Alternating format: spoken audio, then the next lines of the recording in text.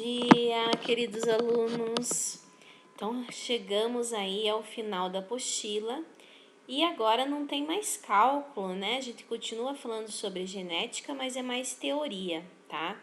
Então, hoje a gente vai falar sobre as alterações genéticas que podem ser decorrentes de uma mutação gênica, ou seja, uma letrinha está errado, né? A gente sabe aqui que sempre A se liga com T, C com G e de repente eu tenho aqui por algum motivo uma alteração de uma das letras, né? E isso aqui vai gerar uma proteína diferente, né? Se antes era G aqui e C, agora eu tenho um T. E o que isso vai gerar lá no RNA mensageiro e na tradução? Então, vai acabar gerando uma proteína errada e isso pode dar problemas pro ser em questão, tá? Então, aqui a gente vê essa alteração, né? A alteração do DNA resulta em um gene errado, que vai resultar em um RNA mensageiro errado, e isso vai resultar em uma proteína errada também, tá? Aí existem alterações genéticas que não são pontuais, são de cromossomos, então é um cromossomo inteiro que tem algum problema, tá? Então, com relação a isso, nós sabemos que o ser humano tem 46 cromossomos e pode existir algumas síndromes que vai ter um cromossomo a mais ou um cromossomo a menos, tá? Coisas muito além disso aqui, né, em números muito maiores, não são viáveis, tá? Então, nós temos algumas síndromes, como a síndrome de Down, que é o que a gente vai estudar hoje, tá? Existem situações de euploidia, em que todo um conjunto haploide, né, sumiu ou houve o aumento de mais de um conjunto haploide. Então, nós temos aqui, ó, se for ver, a gente tem um cromossomo que veio do nosso pai e um cromossomo que veio da nossa mãe, em cada localzinho desse. Essa criancinha aqui, ela tem três cromossomos em cada um, quer dizer que houve uma falha. Então, eles seriam triploide, eles seriam 3N, né, em vez de 2Ns como nós somos, tá? Em vez de 46 cromossomos, ele teria aí 46 mais 23, né? Porque ele é 3N, né? N mais N mais N, 23 mais 23 mais 23, daria aí 69. Isso aqui não é viável, tá? Ele acaba resultando em um aborto ainda na fase inicial da gestação, tá? Aqui vocês vão ver uma aneuploidia. Aneuploidia é a alteração de um certo par de cromossomo. Isso acontece que durante a formação dos gametas, lá na meiose, que a gente já estudou isso aqui, ó, acaba acontecendo de, em vez de um dos pares ir vir para cá e um para cá, acaba puxando dois para o mesmo lado. E aí eu vou ter dois deste lado, né? De um lado de cá e do outro lado, nesse mesmo cromossomo, eu vou ter 0. E aí isso pode resultar em um cromossomo a mais ou um cromossomo a menos para os filhos, né? Então seria causado por uma ruptura dessas fibras aqui que puxam um cromossomo para um lado ou para o outro, tá? Aí existe a nulissomia, que é a perda de 2 cromossomos. Então, em vez de 46 cromossomos, essa pessoa teria 44, mas são letais. Então, a gente não tem síndromes com perda de 2 cromossomos, acaba sendo letal, tá? Nós temos a monossomia, que é a perda de apenas um cromossomo. E aí nós temos, nesse caso, a síndrome de Turner, em que a menina, ela nasce com apenas um cromossomo X. Em vez de ser XX, cromossomo sexual, ela nasce somente com um cromossomo X, tá? Isso porque ou o espermatozoide estava sem esse cromossomo X, ou o óvulo, daí uniu os dois e ficou sem um cromossomo. Então, 46 menos 1, essa pessoa vai ter 45 cromossomos. Normalmente são meninas de baixa estatura, com o pescoço alado, que eles dizem, que é um pescoço que tem essa área maior aqui, né, tá? Pouco desenvolvimento dos seios, dos ovários, né, toda a parte sexual feminina, tá? Pouco desenvolvido. Também pode ter problemas relacionados ao coração, certo?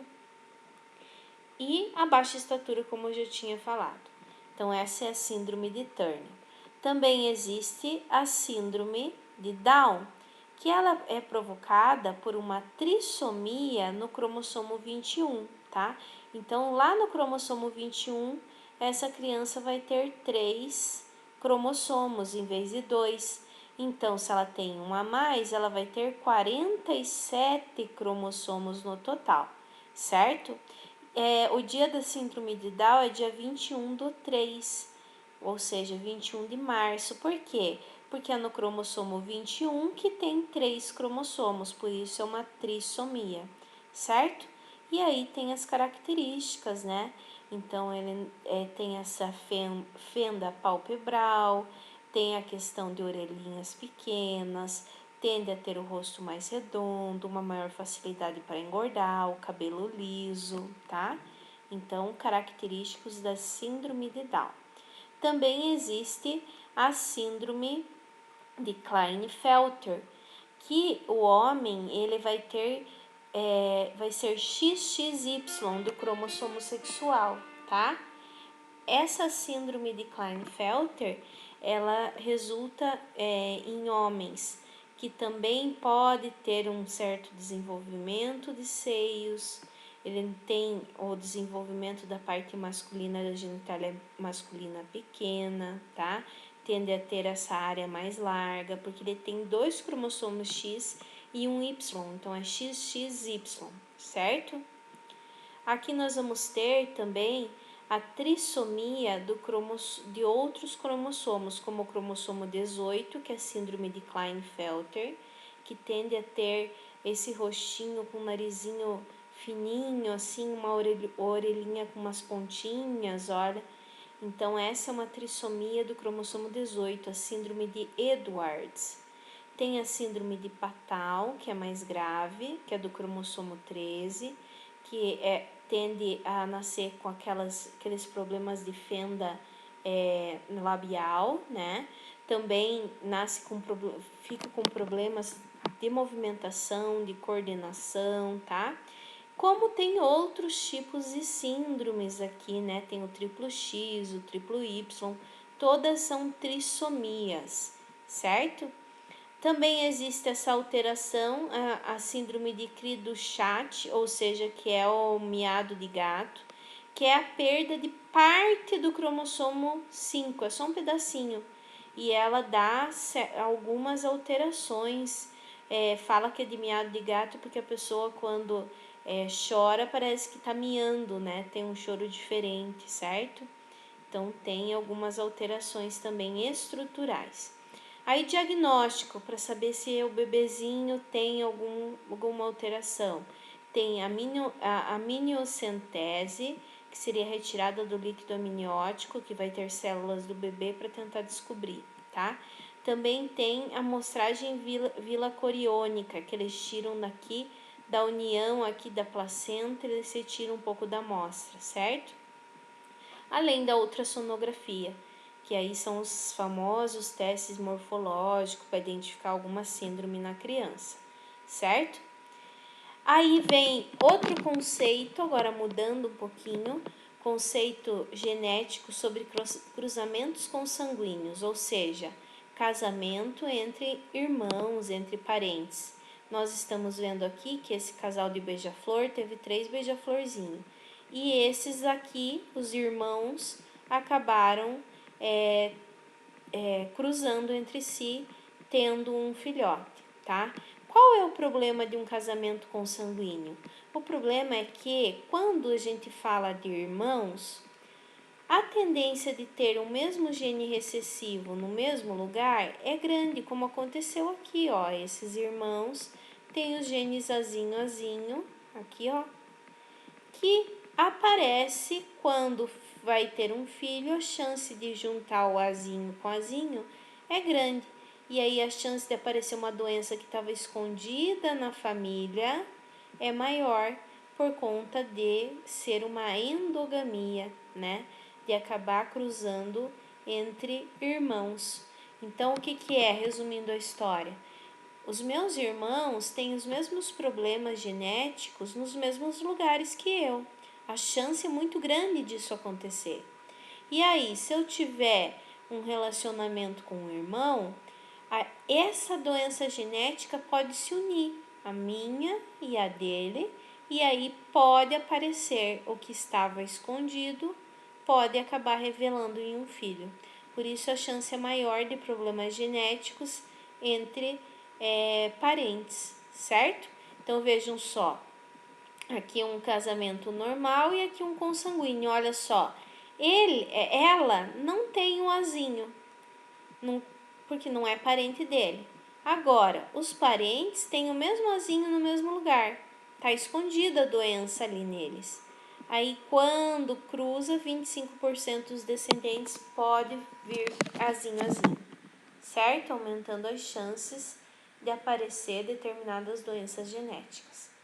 E agora, aplicações da genética, nós temos a clonagem, eu já tinha falado anteriormente para vocês como funciona, né? Resumidamente, a técnica seria retirar o núcleo de uma célula, né? De um óvulo, retiro aquele núcleo. Pego o núcleo de uma célula de alguém que eu queira fazer um clone. Retiro a célula dessa pessoa, que não pode clonagem em humanos, né? Mas só estou dando um exemplo. E coloco aqui. Aí faz uma descarga elétrica e a partir daí começo a fazer um bebezinho daquela pessoa, tá? Aí vem a questão ética que pessoas não se pode fazer clonagem, né? A clonagem é muito utilizada para bovinos, né? Então aquela vaca que é super produtora de leite, de repente é interessante fazer um clone, tá? Então a gente vê aí, ó. A clonagem gênica é utilizada, por exemplo, para eu conseguir produzir determinada substância do organismo de uma pessoa, um hormônio desejado, como por exemplo bactérias, serem capazes de produzir insulina, que é um hormônio necessário para a sobrevivência do ser humano. Então, a partir daí, eu retiro um gene humano relacionado à produção de insulina, coloco na bactéria e ela passa a produzir. Então, essa seria a clonagem gênica. E aí nós temos os transgênicos também, né? Que é amplamente difundido, a gente se alimenta de transgênicos, né? O que é o transgênico? Eu quero uma característica, por exemplo, de uma bactéria em uma planta. Eu retiro aquele gene responsável e introduzo na planta e assim eu passo a ter aquela característica na planta também, certo? Então isso seria a transgenia. E a gente finaliza por aí, pessoal. Então fiquem com Deus, se cuidem, bons estudos e até a nossa próxima aula.